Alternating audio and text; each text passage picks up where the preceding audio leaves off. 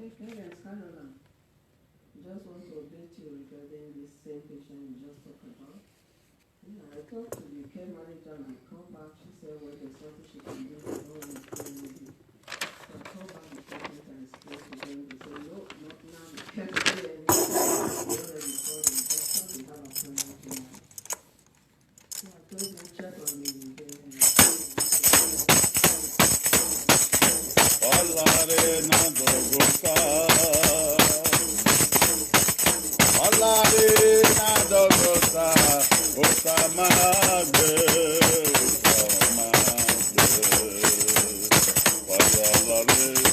alare na dogoka,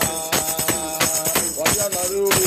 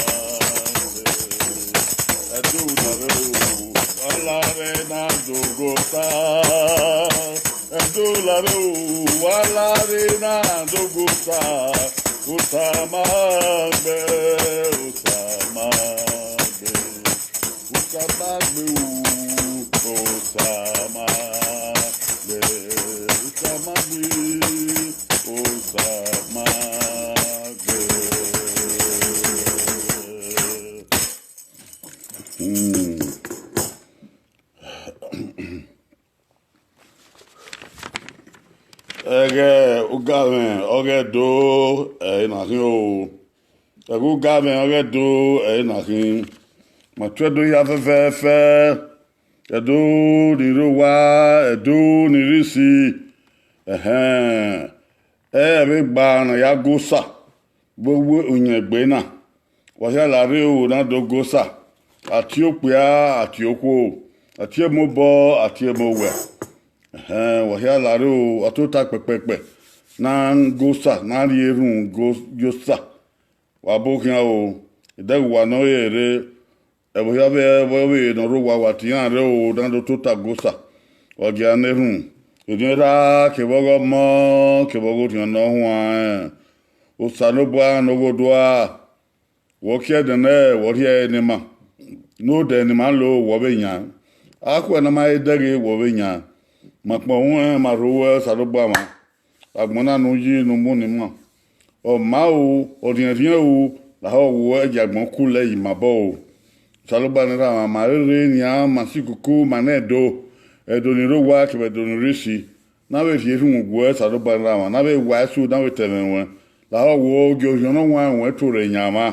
emi ni ma aru na je ga nu da bo mi o je gba ni ma we ran e ko ri ma ni ma na gbon maya hon maya miewe oji na ya lelewe na ya gawe wagbona with Jesus Christ no nyama is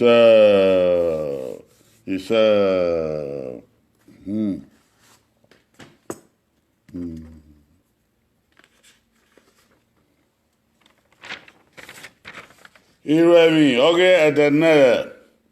orebe ukabuka uvi uwe a ovi agbon ya se ovi ha yan agbon iwe mi ore de na ore be ukamuka bebe no wan bible ohun ewe a ovi agbon ya se ovi e ha o yan agbon wagi ma tie me wo sarobua o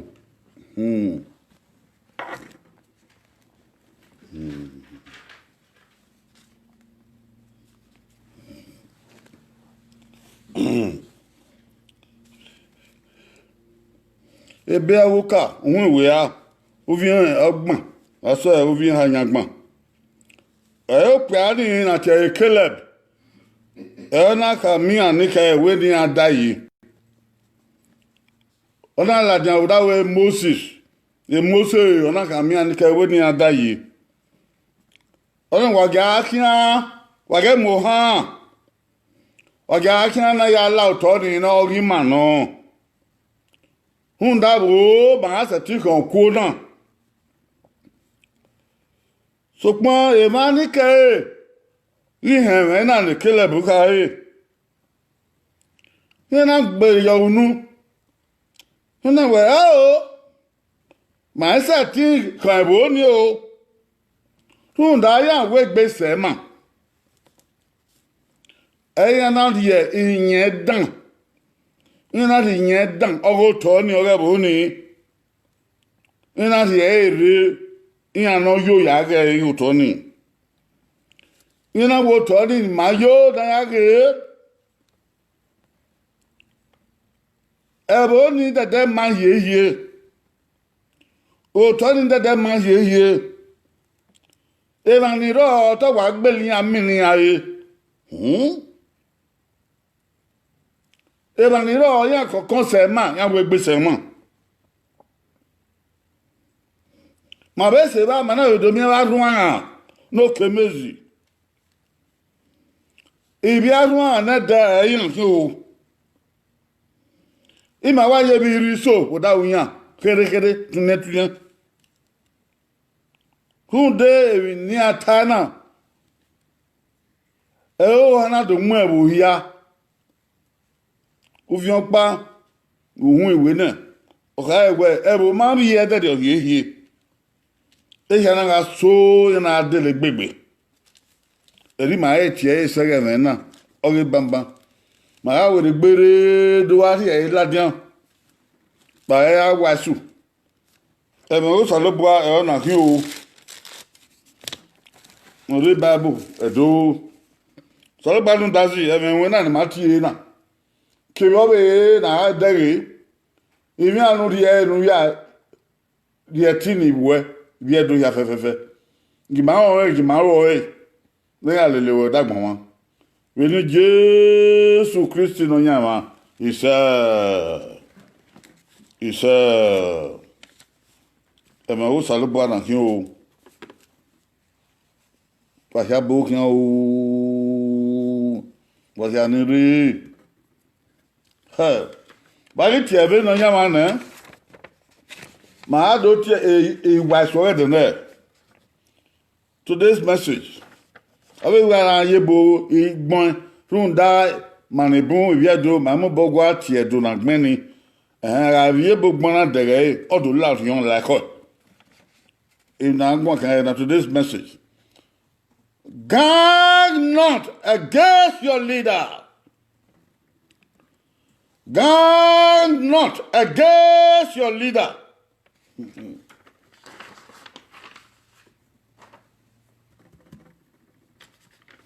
Ìwà sọ̀rọ̀ dẹ̀nẹ̀. Ìwà sọ̀rọ̀ dẹ̀nẹ̀. Wàrẹ́ mú ìkó dán wìyéké olótùwà. Wàrẹ́ mú ìkó dán wìyéké olótùwà. Ẹ̀rọ náà kẹ́ bẹ̀ náà wọn arọ́sà ló gbá la dán dàn sí o ìwà sọ̀rọ̀ dẹ̀nẹ̀. Wà yá fẹ́fẹ́fẹ́ wà rẹ́ mú ìkó dán bí yẹ́kẹ́ olóòtú owó wà.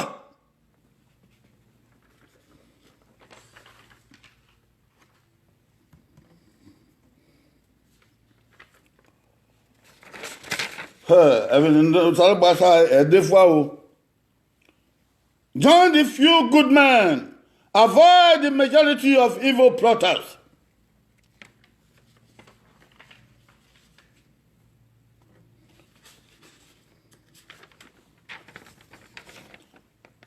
Wede ba ibo zage ne nansi de ba ibo zage ne nansi wele ne otu bobo no tu dan wele ne otu bobo no otu dan bala sekina khana edo ay gamen usa le bo ka yo Il vient Israël. Nous salut Basoukian. Non tié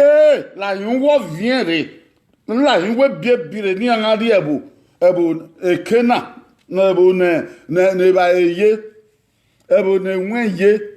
ebu no wonye ni aya gien na gbonsi an bo kwere yan ikian wo gbo e Moses o suyan kian e Moses no suyan kian na e Moses no suyan kian na yan na ya gbon logo e yana yagbon logo e yana we o yakin odieke fun da salogba ti o mani don do sue ibi Israel adan we biebi owo rikan owo vien ni adola autonoma na gbon be maya ni awo se niyan yana yagbon logo e yana yevin logo e usalaba ni ya se ezenati ezenokwa Red Sea ona wo emosi ona wo ri opo dai ona ri opo dai ona wa yeva ibi Israel na le ba gbera wa ri yi na ba na ma no fi olokun yeva ni bi Israel la gbera o ni bi efere wulo yo ma ya oni ya gbera e na begbe ira ya mi ya gba e kiyan ke mo ke ya kiyan kasi ke kata ke bae ke we ko koroporo ebi ya fe ni amena gba tan go die ki awe yan ire ba na we Moses yana we kian edegbegbe eyan ya ati Moses to tota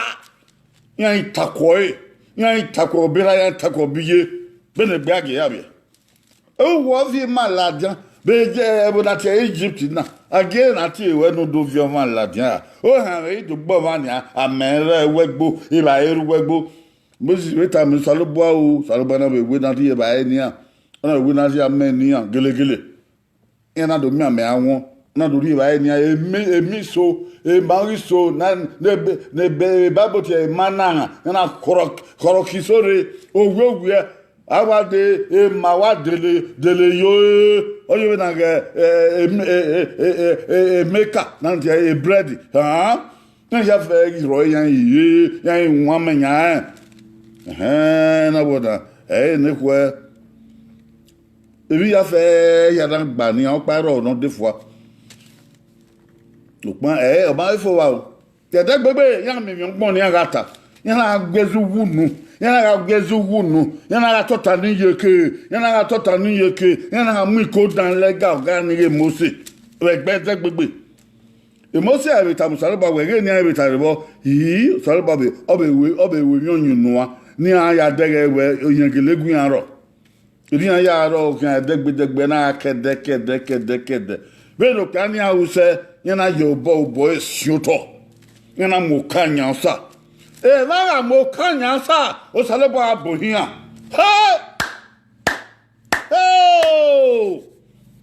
ona do sedani o to ni adie ni ahan ya ga no ya ogian salebo na ka be mo so na we gie ni wan so o gie wan so we ni ya ga na ka ya ga ne ni ya ga yan do tomo we do to ni ye e mo se na gele tian da degbe we va no odon we dan ko yan ri ege lopo paladian yan egbe dadegbe na ege lopo paladian yan na do wa we va na we na do kian na ya go to ni re o ya ge be no ye de ma ro ma de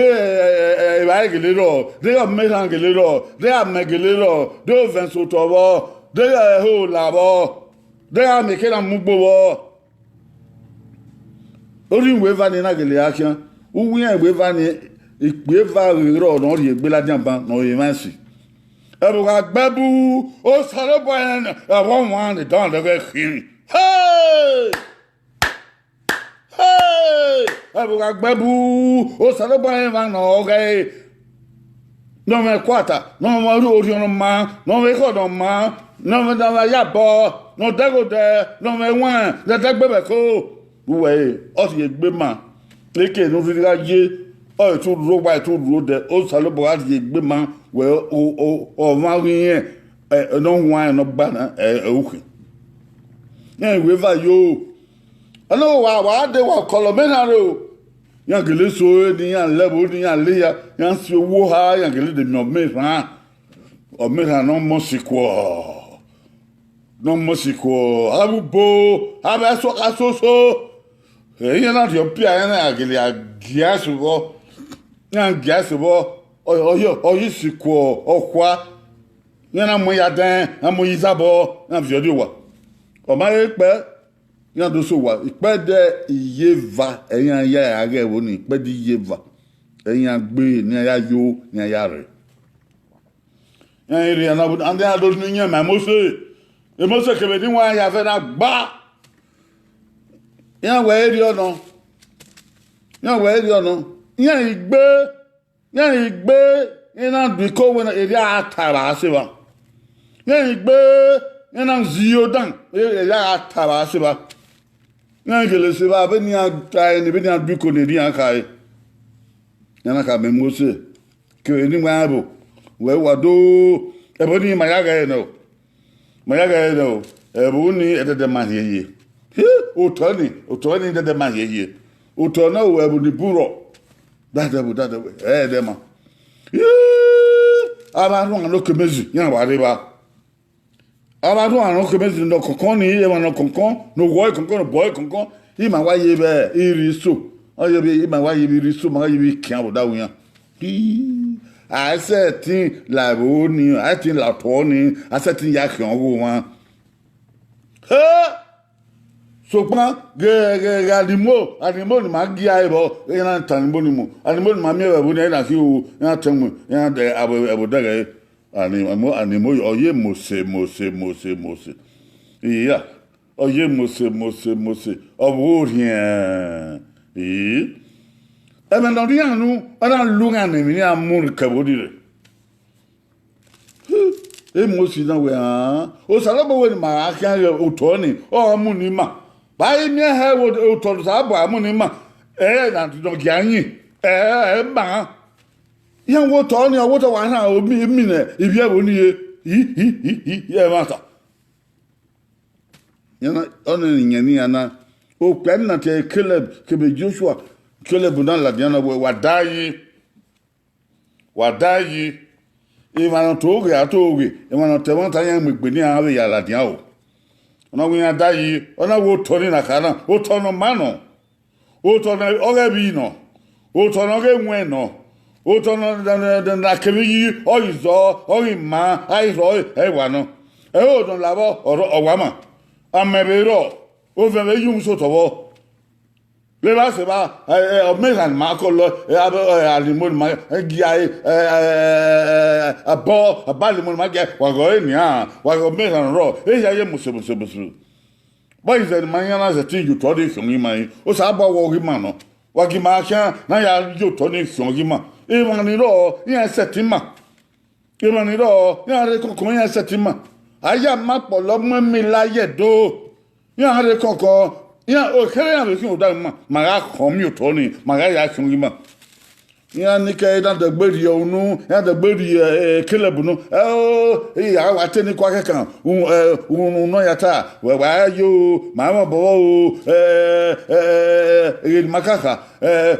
we mo ga ye bi ji ba wa ro mi ya wa gba bo ina ka me Mose wa si ma ya ye ebu Egypt ni ma re o vian aye be mi ba e be de agbe una do vi o adi wegbo wo wa di to den sa ba mama ko won e Mose na ka mi o sa ba we na wa pa wo vian re o sa ba wa o to ko wa e to ni aka na o ma nya we ma Caleb na wo ma nya we ma Caleb na we ri o to ni o ye Mose ona ki en zo ni ya ebo na do ga gbe Yeva e Caleb we Joshua yana arubopa yen igbe mi we va no yen igbe ni ke yana arubo no ke yana ya du ko dan yana ya mu ko dan ogo giason bi yeke olotu yana te Mose ebi ya fe ne bo se didi ta no yidu yen gbodan yo imuna ke imuna ne Mose didi imuna yen pe yen pitan yo Yan yawa, yan yemen dan yawa, yan yo dan yawa, yan gasin, e so ati hen.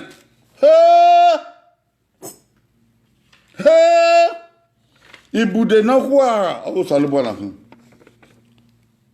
Join the few good men, avoid the majority of evil plotters.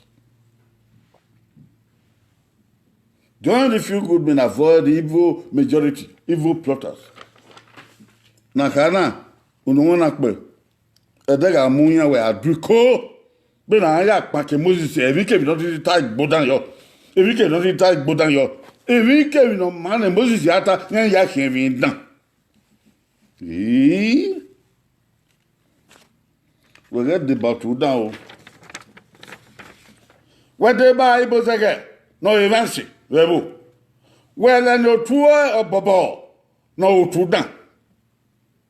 What they buy ibo sege? No evansi, webo. Evansi no webo, ibo sege yankin. Evandan, no to down. Oh, to bobo. Oh, to bobo. Yele lo to bobo ya we down. Evie Israel de to bobo ya we down. Na Moses igboto.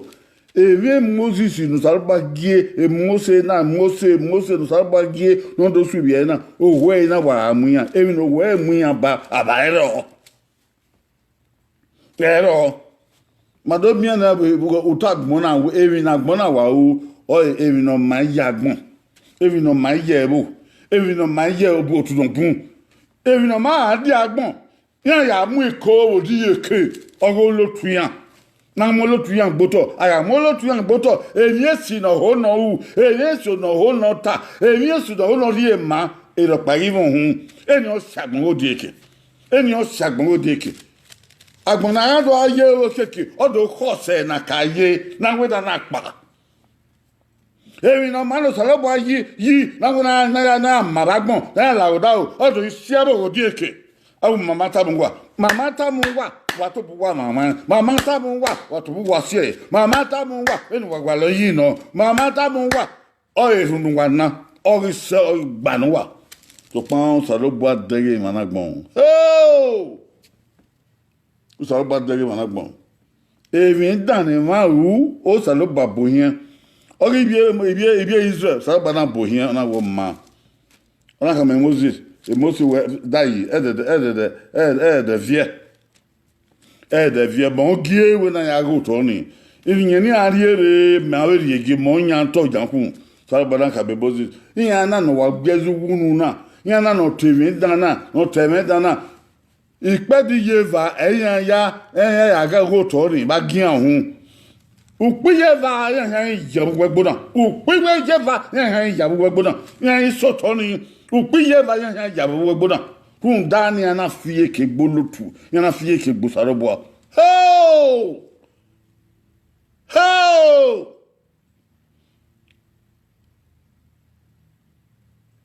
ìnìyàn dani arere we mo ni avime ebo to na kana o wa mi ni aye iya to biya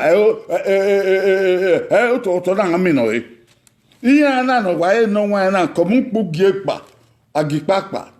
no wa e no agipa no do to o ri da do teme dana iya ga gbe gbe suto ni iri ana we to ami no o do nwa gbogbo o do suto ni o do ya kan yan be no salobo ta eri owe edo wa fe ko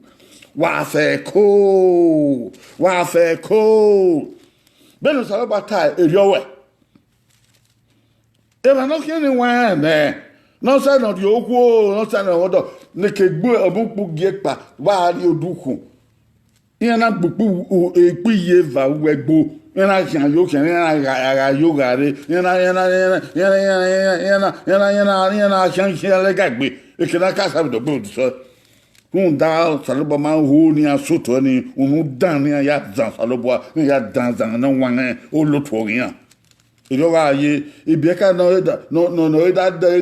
ìgbàmà no da de no ìbíẹ́ká rẹ̀ di ẹ̀dínà dókìn náà wọ́n enyo la tu otoni no saloba mama kaya enyo ri otoni saloba mama kaya o ge saloba abu hien agbon se tin lo efe agbon se tin lo efe get the battle down. God needs good men to support leaders, not saboteurs. God needs good men to support leaders, not saboteurs. Can you be one of those good men? Can you be one of the good men? Oh! A decade of not bills are about to get no one agbon. Near you for you over there. Osa gwale Nancy. Osa gwale Nancy. No gallo, you man oragbon. Osa gwale Nancy. No gallo, you man oragbon. Osa gwale Nancy. No gallo, you man orebo. Osa gwale Nancy. No gallo, you man oregbe. Osa gwale Nancy. No gallo, you man oridun. O sakwale Nancy, no allo you mama, ogero. We mwegbe a. Uwe adeba otu obobo. Uwe adeba otu dan. Uwe adeba otu don riaro. Uwe adeba otu don sebo deke a. Uwe adeba otu don mwegbe oya molo tugboto a. Ugi feko. Agu matama wen ebe no wa go salobalu dazi o na hin ebe no wa go salobalu dazi o na hin tama wen ikodan na ya mu olotu gboto ge won bobo ikodan na ya ri aro ge won bobo ikodan na ya ye avant ado ya chanson ge won bobo ikodan na ya mu ebi no fua aweto ikuku ge won bobo ikodan na ya gbero na ya gbari oba ẹ̀wọ̀n bọ̀bọ̀ ìkódàn na ya gbólótù ẹ̀wọ̀n bọ̀bọ̀ ìkódàn na ya gàrò níbi na ma ya sẹ́ ẹ̀wọ̀n bọ̀bọ̀ ó sàlọ́bùà ọ̀bọ̀ọ̀zẹ̀ nẹ́bù ya fẹ́ bí ní dádẹ́bù wa ya ma bí ní dádẹ́bù wa ya tọ́mú bí ní dádẹ́bù wa ya van láwùdá o bí ní dádẹ́bù wa ya múlẹ̀ kẹ̀tì bí ní dádẹ́bù wa ya fẹ́ o saloba ma we ya yi to ni e ma no wa yi degbo de go ma gba mejo o saloba ga bohian e ma na degbo de pe mi no saloba ma na gbon o ma yi se e saloba ga bohian o bohin bi Israel run de mi ni a gbegbo yan ma we gbe so to ni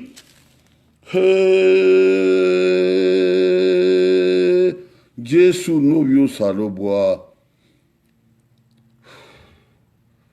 decade non gbe saloba ti we no wi yo fi yin ewere de ru tu dan la hin de ru se bo di eke nu la hin de ru mi ko dan nu la hin ye ga bo e la to bobo ya sagbon odi eke o lo tu wa we wi ai de bae ai yo bolen agwezi yo e ti na ya zi yo na ya mi ko dan na ya mi ko bi ye ko lo tu ora ya win na e wa wan la oda ẹ̀wọ̀n àná ya mú àwọn agbótọ̀ àdìẹ́ ìlàjẹ́ ẹ̀wọ̀n ní agbọ̀n àwọn aláwòdà ọ̀ ẹ̀mẹ̀nùnù náà yá sí àbò náà yá sí àwọn náà yá sí alótù àyàrú òsàlọ́bùà àwọn aláwòdà ọ̀ ìkódàn èké náà ti ká kí ọ èsùkúnù yọ náà yà mú ìkódàn náà yà mú ẹ̀ náà wọ́n ẹ̀ náà yà mú ẹ̀ náà yà gbẹ̀ bẹ́ẹ̀rù náà wọ́n ẹ̀ náà yà gbẹ̀ bẹ́ẹ̀rù ọ̀nà kódà ọ̀nà wọn òsàlọ́bùà bẹ̀rẹ̀ kẹgbẹ nuwana to ẹgbẹ nulare nuwana du iko na ya mu iko dan iye kẹ ọka ẹgbẹ nẹmọ ẹrẹ sẹ nẹmi nọmba ẹrẹ sọ wọn bọ ebi nọmba náà wò ó wu lẹyìndẹrẹ mọ hun ó sọ̀rọ̀ bọ bẹ̀rẹ̀ iko dan ọgá di ọba na ya mu dan ama di ọba gbótọ na ya mu ọ̀nà kódà gbótọ nẹmi nọmba náà nẹgẹ gba ebi esu náà wò ó wu nẹgẹ gba na ya tangumu nẹgẹ gba. Kun da masra we makawe we ma we ma so na be dio e no mama so bo we kedu ye o le no e no ma le bo ma we so bo o bagun we yi de gbo de we na ge mo hu o salo ba bege ikodan e ma bozege ma so no wat no ya du ko di eke no ya mwebo di eke no ya mwebo de da gwo na mi esire sebo bo o salo ba bege wa wari fako ya de batu dan o to bobo ni amulo tu buto ya de batu dan o to bobo na amu no salo ba buto ya de batu dan o to bobo ni amu ka gba buto de batu dan o to bobo na odon we gboto de batu dan o to bobo na mu no ge gboto we de batu dan o tu dan aya ti ko dawo na aya ma ba gbon na aya mu leketi na aya won re na aya mi asiagbe na aya ma wa deba o sale ba gwale wan no se tin guane sale ba gwale wan no se tin ka be ma da we ni agbere yin bo salba gwalewa no tabe mo da wo ni adayi ni ara mu ko don wo ka bi an we adayi ni ara ta da ka bi an we ni adayi ni ara te na ya mu lo tu bodo wo na adayi o lo tu won na gben yan kin ni a ma mi yo bo don ko be e ma ni asure be don keke ni a be lu elu e ti be fu yan we ga ru su e ma no ye tin so lotu no ye tin fu lotu salba gewa ugaru tun ma na mu chebo dieke na mu yo danre bi yo si roto aba yo boyo iye si roto ama ye de bae iye si roto aba ya we mi u ya mo bere na ya mo ya gboto u he nu wo na nu wu we na ru ofion u dega e u te we u te temeda u te we sa so ba bege we wa ga de batuda o tuda so se ke du sa lo ba ka e iyo ibohin owo talobo ora agbon na oro ba son ase tin gbetun salobo e wa no salobo ze o dan hian o le lian e wa na ebo ze o dan hian o le lian de go me iyo no ma o be bo wa ni na olotu o ta ma we o me iyo no ma no agweze agbon ya yin no ata agbon ya yin no ka ri de ya we mi dega ya we mi wa ta mo we ere ja o agbon ya kokozi o ogo tu dan na ya ri abo de gbe yin bo ogo tu dan na ase agbon go die ke de gbe yin bo aga ne run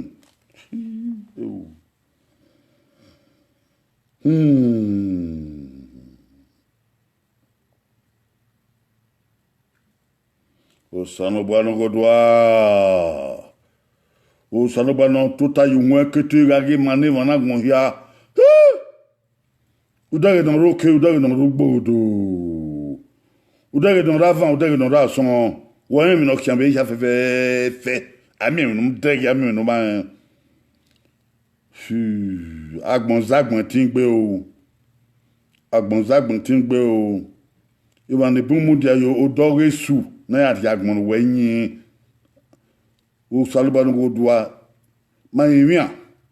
muri ati won la dan bo biebi ne bebi su yo nu pa we la dan na we banagbon mi o de ya lele we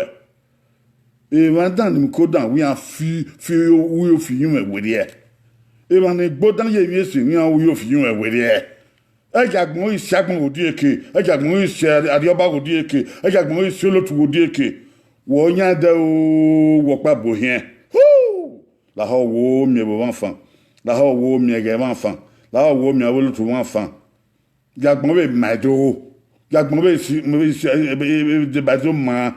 jagbon be se do da o ejagbon se do odi eke o salobanu da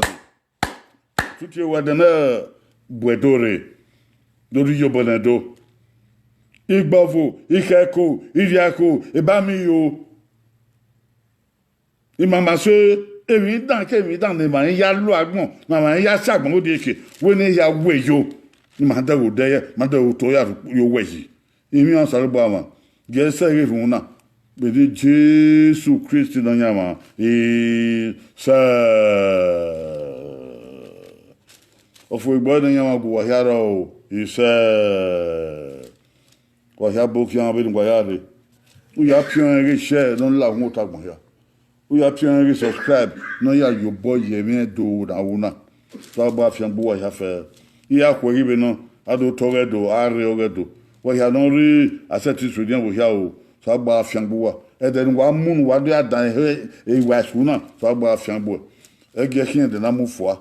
no o wa ga manu wa o de ga manu wa o wa we mo ya do wa we baba do wa we yeye do wa we do ya do e hun salu bana ta na ya pe bi yo be na bo ya de ge no bo ya ga hon no masara kuma ya ma ba o no masara ke do ba o bedi Jesu Christi is okian zekpe okinyakwe